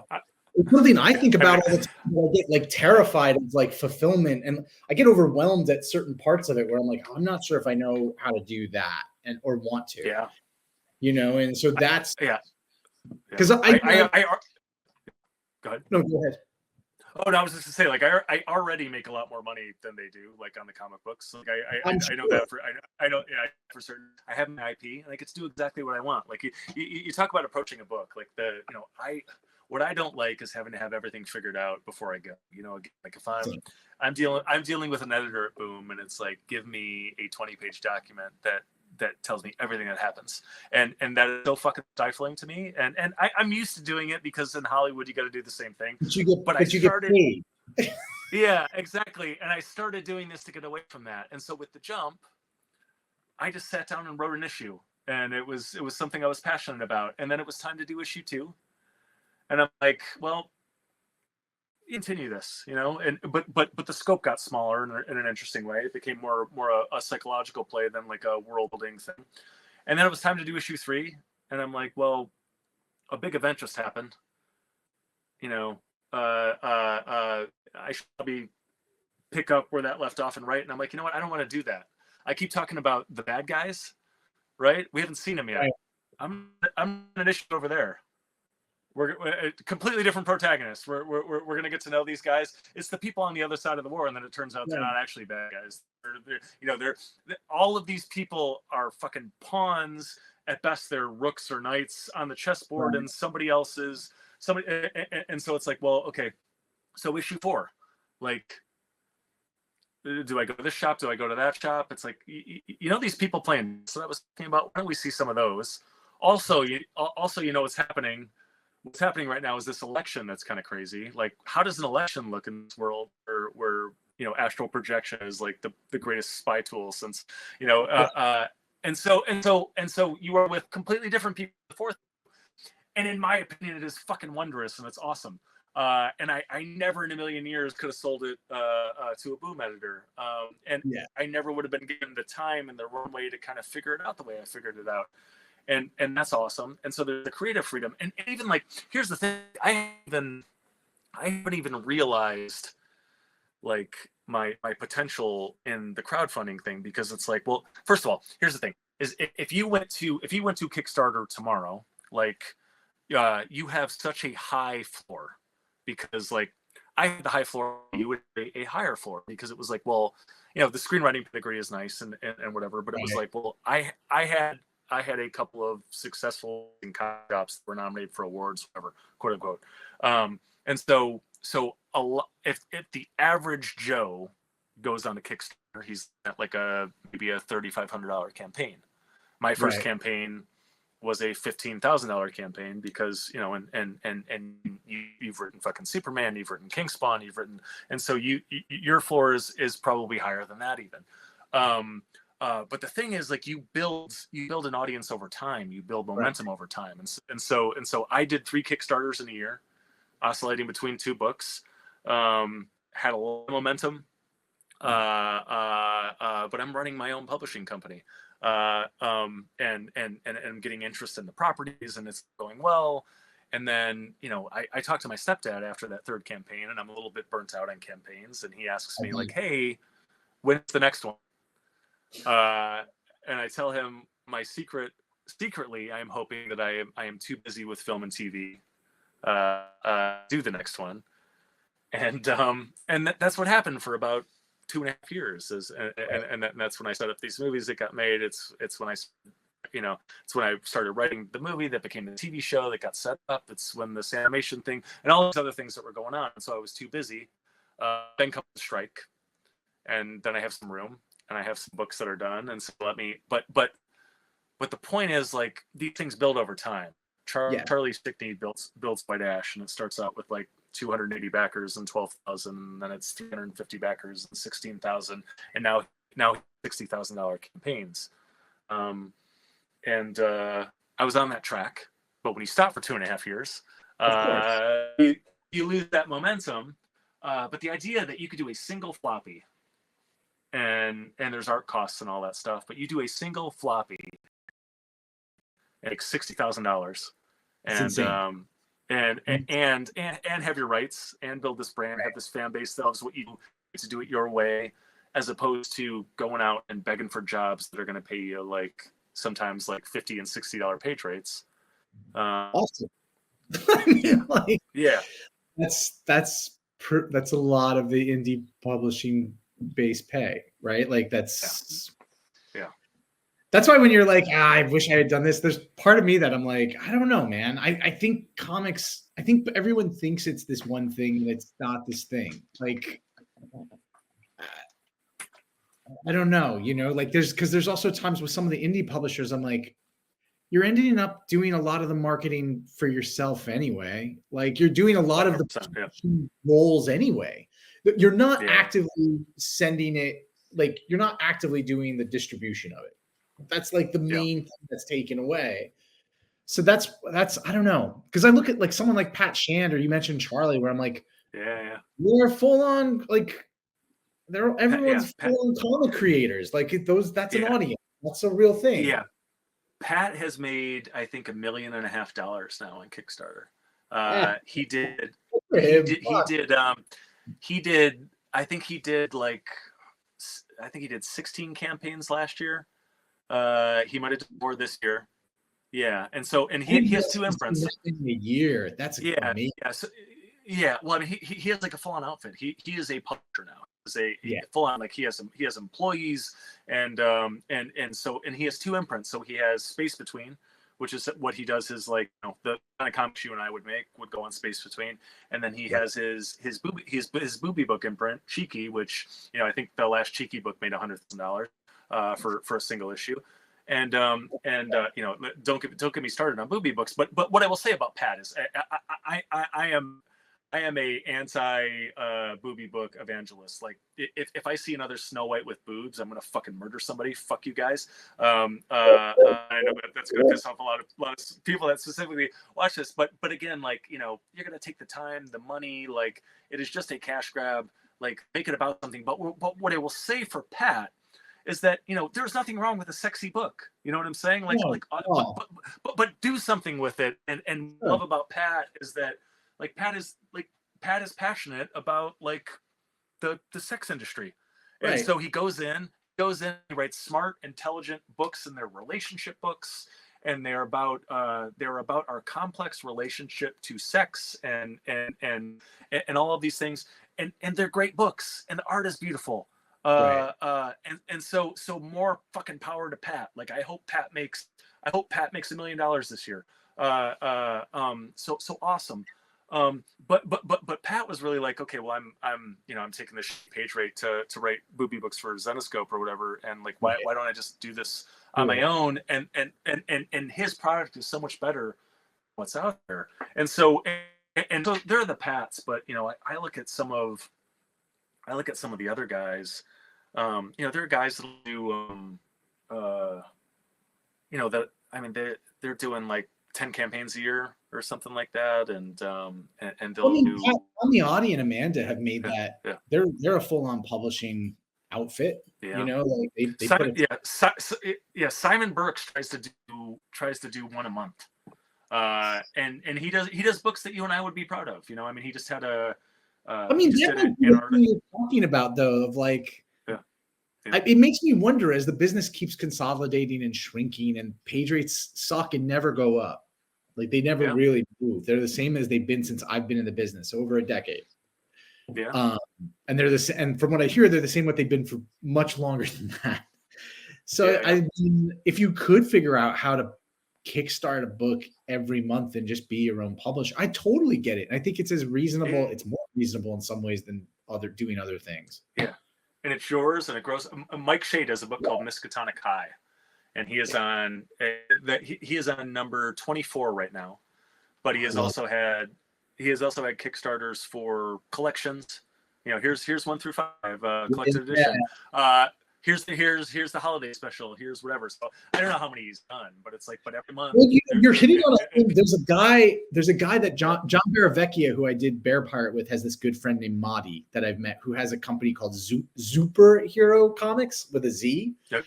And they're these little pamphlets, and they're awesome. They're like old school Daredevil book type books. Like, they're just like, they're what Madi loves. And, like, he does great. Like, he does really, really well. I don't know if traditional publishers are looking at him. I know I talked to him about it, and there was a part of me where I was like, I don't think you need them. Like, I think you think you do. Like, there's a legitimacy factor, which I do understand, but I'm also like, you're outperforming them, and also and that's one of the big frustrations. Like, look, King Spawn sold insanely well. Outperforming larger books and companies does not mean they are knocking down your door. I get offered things, never the thing I would think I would get offered. And but I look at that and I'm just like, I do feel like the business is, as self-publishing gets actually even easier and easier. Like, why would that not be the model for a lot of, it's we're all also we're a lot of the shit we love. I mean, sorry, I have to run in a second, but I also think you're hitting on a absolutely love, and I did want to mention, because it's something I've been thinking about a lot. Yeah. The fact that you mentioned, it makes me think of Charlie, but the guy you were just talking about, where you're like, he's on issue 24.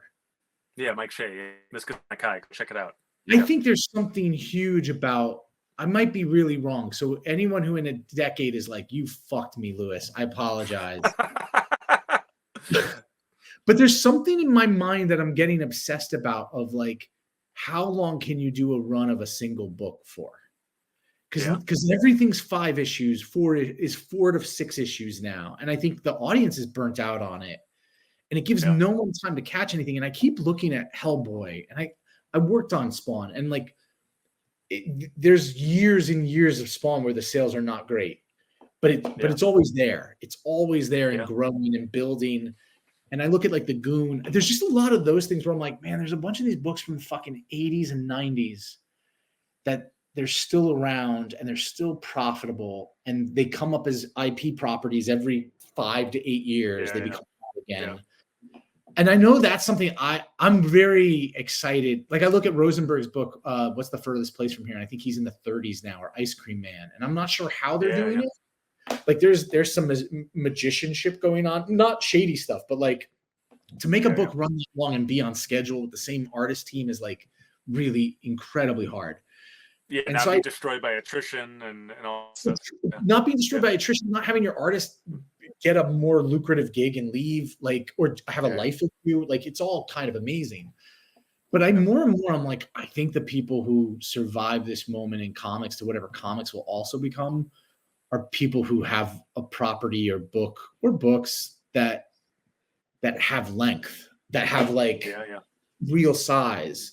I mean, yeah, you know, like you're like, I mean, so because honestly, I hear that's on issue 24, and I'm like, if I were going to go to a Kickstarter today, this is me personally, I'm like, I'd probably start looking at that book solely because I'm like, if I dig this, I can go back, and it's been around this long, it must be good. I would assume. Obviously, people love it. Yeah. Yes. Well, that's the beauty of Kickstarter too. Is there's not attrition. The audience builds over time. You know what I'm saying? That's amazing. It's like so it's like Mike's first couple of campaigns, you know, whatever, 250 backers. Now he gets 1,200 people that show up every time he pops up. And you know, indie publishers, like that's just more than books are getting at. I'm not going to name names, but I'm like, it's more than a bunch of books. I can put out a book via Dynamite that sells whatever 30,000 copies, and I make a thimble full of cash. I can have 300 backers on Kickstarter and take 15 grand home. I mean, it's like that's for a creator, that is a thing. And then you own your thing, your book, and then that does not preclude you from them taking your book to Image, or you know, this happens every day. I mean, Charlie, and also, like Diamond changed their model of distribution heavily, where they take on a lot more. So like Charlie or like any of you guys could also probably get Diamond at this point to put you in stores. Like I don't think it would be that hard because they need because of the everybody, like a bunch of people leaving them, they are much more open than they ever were. And that's where I'm like, yeah, you could do, you know, Aberrant, you know, and get up to issue 10 and do your trade, and maybe only the trade goes to the comic book shop. Like, I mean, there's a lot. I mean, it's people's businesses; they can figure out how to do it. But I'm like, the same way I feel about with film is I'm like, I think in times where there's no money, the only thing that succeeds is indie. You know what I mean? Because it's the only thing that you can control. You can't really go like, I had this book that performed pretty well at Marvel. I'm pretty sure that they're hiring me next year. And then you hear like, their initiatives have fucking changed. That book doesn't exist. They're going down to this. They're bringing in movie writers. They're bringing Kevin Smith back to write 3 titles. Like, you have no fucking idea what you're going to do. Whereas if you're Eastman and Laird, as long as you control TMNT, you can decide to keep doing TMNT. You know what I mean? Like, yeah. I don't know. I'm a big fan of controlling destiny. So I hear this and I'm like, go for it, man. Because like, published books vary wildly. There's stuff I absolutely love that when I say I made no money, like I'm like I literally made no money on it. It actually cost me money to make that book. There's some books that have done great, and I'm like, I still get a little bit of a check from that, like, which is amazing to me. But there's no guarantee on any of this shit. You know, like you're just anyway. I have to run, but this is great, man. It's good catching up with you. Yeah, agreed. Yeah, we should do this. You know, I don't know, quarterly, something like that. I'm happy to. Like you're actually one of maybe 3 people. not including artists I've directly worked with who I'm like, oh, that's a friend, that's an actual friend of mine who is in the same. Very quickly, let's be conscious of the fact that this is a show. Tell people where to find you online. Oh shit, right. You have it in your name. I'm so bad at this. At Sean Chris Lewis on Twitter, which I think everyone left today. So I will not see you there, I suppose. That's kind of the only place I am. I'm on Instagram. It's a weird, you have to look it up. It's weird. It's Sean Lewis and then a bunch 6026, I think. But bunch of numbers. when I did it, it wasn't meant for business. I was going to just put up pictures of my kid for my mom to see, and then people started finding it. So now I'm like, I guess that's my professional Twitter. Where's the comic shit, bro? I am at Rylend Grant, but thanks for listening to the Writer's Block. Go check out the other episodes, and yeah, thanks, Sean. We'll have you back. I'll see you soon, man. Thanks for having me on.